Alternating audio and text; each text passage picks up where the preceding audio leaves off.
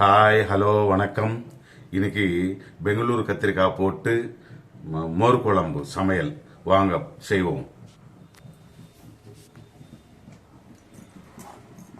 இது ஒரு பெங்களூர் கத்திரிக்காய். முதல்ல இந்த மாதிரி சின்ன துண்டா நறுக்கி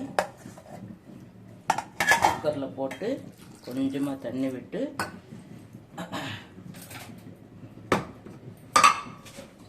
கொஞ்சமாக உப்பு போடணும். இதில் கொஞ்சமாக உப்பு போட்டு இது ஒரு ரெண்டு விசில் வந்தால் நல்லா வெந்துடும். இது 2 விசில் வர வரைக்கும் நம்ம குக்கர் இல்லைன்னா கிண்ணத்தில் கூட வச்சுக்கலாம். குக்கரில் வச்சு சீக்கிரமாக முடியும். இப்போது இது குக்கரில் வச்சு வேக வச்சுக்கலாம். இப்போது இதுக்கு வேண்டிய இது குக்கரில் வச்சுருக்கேன். ஒரு 2 விசில் வந்தால் ஆஃப் பண்ணிடலாம். கொஞ்சமாக தான் தண்ணி ஊற்றிருக்கேன், அது போதும். இப்போது இது மோர். இதுக்கு வேண்டியது என்னன்றது இப்போ நான் சொல்கிறேன். அதுக்கு 1 ஸ்பூன் தனியா, அப்படியே 1 ஸ்பூன் கடலைப்பருப்பு,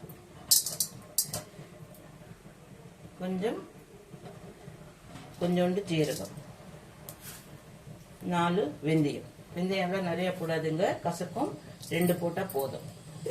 கொஞ்சமாக ஒரு 1/2 ஸ்பூன் எண்ணெய் விட்டு இது சிகப்பாக ப்ரௌன் கலராக வர வரைக்கும் வதக்கணும்.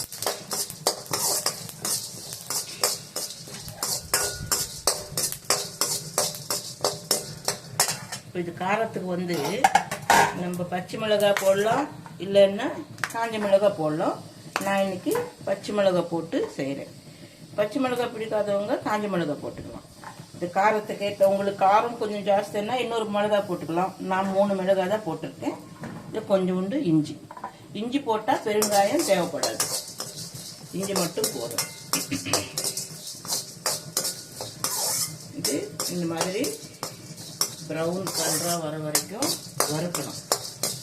இந்த கடல் பருப்பு போட்டால் தான் டேஸ்ட்டு. தனியாக கடல் பருப்பு மோர் குழம்புக்கு அரைச்சி இதெல்லாம் ஒன்றா வச்சு அரைச்சி அதில் மிக்ஸ் பண்ணிக்கணும். இப்போது நல்லா ப்ரௌனிஷாக வந்துடுச்சு.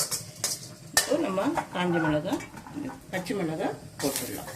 அதுலேயே போட்டுட்டு இப்போ இஞ்சி ஒரு சின்ன துண்டு 4 கட் பண்ணியிருக்கேன், போதும். இஞ்சியெல்லாம் வறுக்க வேண்டியதில்லை, நம்ம இப்போ ஸ்டவ் ஆஃப் பண்ணிக்கலாம். இஞ்சி வறுத்தா கூட நல்லா இருக்காது, இஞ்சி போட்டு ஆஃப் பண்ணிடணும்.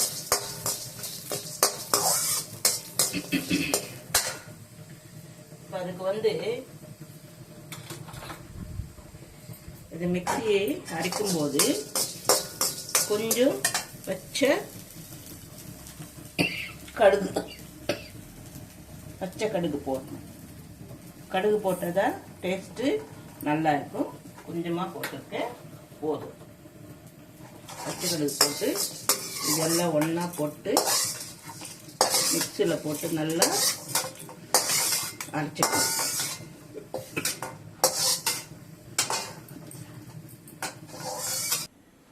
இந்த மாதிரி வேக வச்சுக்கணும். 2 விசில் வந்தால் இந்த மாதிரி நைஸாக மெத்துனா ஆகிடும். இது நல்லா ஆற வைக்கணும். விசில் வந்த உடனே மூடையெல்லாம் எடுத்துட்டு நல்லா ஆற வச்சு இந்த மோர் குழம்புல மோரில் மிக்ஸ் பண்ணாதான் நல்லா இருக்கும். சூடில் இருக்கும்போது போடக்கூடாது. சூடாக இருக்கும் நல்லா இது ஆறிடுச்சு. இப்போ நம்ம மிக்சியில் இந்த மிளகாய் இதெல்லாம் மிக்சியில் அரைச்சி வச்சுருக்கேன். கடுகு போட்டிருக்கல, பச்சை கடுகு, அது சிலருக்கு அந்த ஸ்மெல்லு பிடிக்காதவங்க விட்டுடலாம். வேணுமுன்னா நான் போட்ட அளவுக்கு நீங்கள் போட்டுக்கலாம். இப்போ இதுக்கு தாளிக்கலாம். கொஞ்சமாக கடுகு கம்பல்சரி கிடையாது, பிடிச்சா போட்டுக்கலாம், பிடிக்காதவங்க விட்டுடலாம். சிலருக்கு அந்த கடுகு ஸ்மெல்லு பச்சை ஸ்மெல்லு வரும் அப்படின்னுவாங்க. நம்ம என்ன போட்டுக்கலாம், போட்டு பார்த்து சாப்பிட்டு பாருங்க. அப்படி ஒரு வாட்டி உங்களுக்கு பிடிக்கல அப்படின்னாக்கா அந்த கடுகு மட்டும் எடுத்துட்டு மற்றதெல்லாம் போட்டுக்கோங்க. ஒரு 2 ஸ்பூன் ஆயில் போதும், நிறைய எல்லாம் எண்ணெய் பிடிக்காது. அதுக்கு தாளிக்கிறதுக்கு கடுகு, ஜீரகம் போதும். கடுகு ஜீரகம் போட்டுட்டு இதுலேயே மஞ்சத்தூள், அவ்வளோதான். அப்புறமா இந்த கருவேப்பிலை,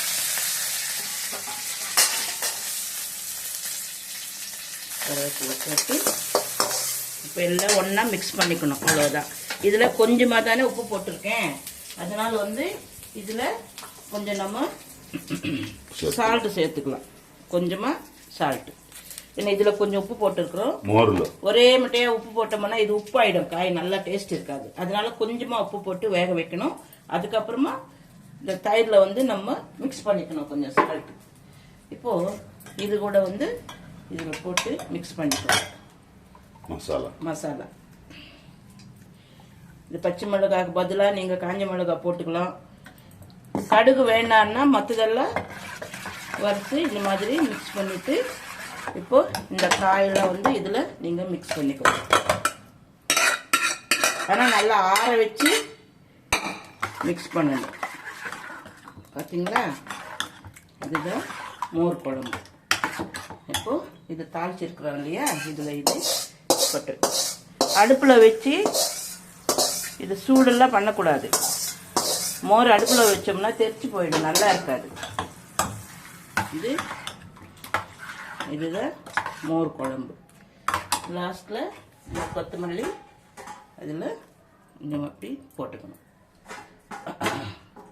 இந்த காய் வேகும்போது கொஞ்சமாக உப்பு போடுங்க. அதுக்கப்புறமா இதில் கொஞ்சம் தேவையான அளவுக்கு தயிரில் மிக்ஸ் பண்ணிக்கோங்க. இன்னும் இது அடுப்பு மேலெல்லாம் வைக்கக்கூடாது, எல்லாம் ஆற வச்சு நம்ம தயிரில் மிக்ஸ் பண்ணிக்கணும். இன்னும் கொஞ்சம் உங்களுக்கு தண்ணி மோர் தண்ணி வேணும் அப்படின்னாக்கா கொஞ்சம் தண்ணி மிக்ஸ் பண்ணிக்கலாம், வேண்டாம்னா இப்படியே சேர்த்துக்கலாம். இதுதான் பெங்களூர் கத்திரிக்காய் போட்டு தயிர் பச்சடி. நல்லா இருக்கும், சாதத்துக்கு நல்லா இருக்கும், தோசை இட்லி சப்பாத்தி எல்லாத்துக்குமே நல்லா இருக்கும். உங்கள் விருப்பம், எது வேணுமானாலும் எதுக்கு வேணுமானாலும் நீங்கள் வச்சு சாப்பிட்டுக்கலாம். செஞ்சு பார்த்துட்டு ஷேர் பண்ணுங்கள், சப்ஸ்கிரைப் பண்ணுங்க. அவ்வளோதான் மோர் குழம்பு. சாப்பிட்டு பார்த்து இதே ரெசிபியில் பண்ணிக்கோங்க. நான் சொன்னது வந்து பச்சை மிளகாய் போட்டிருக்கேன், அது வந்து நீங்கள் தவிர்த்துட்டு காஞ்ச மிளகாய் போட்டுக்கலாம். கடுகு வந்து நான் போட்டிருக்கேன், உங்களுக்கு தேவையில்லைன்னா கடுகு விட்டுடலாம், அது உங்களோட விருப்பம். அவ்வளோதான். இதுதான் மோர் குழம்பு.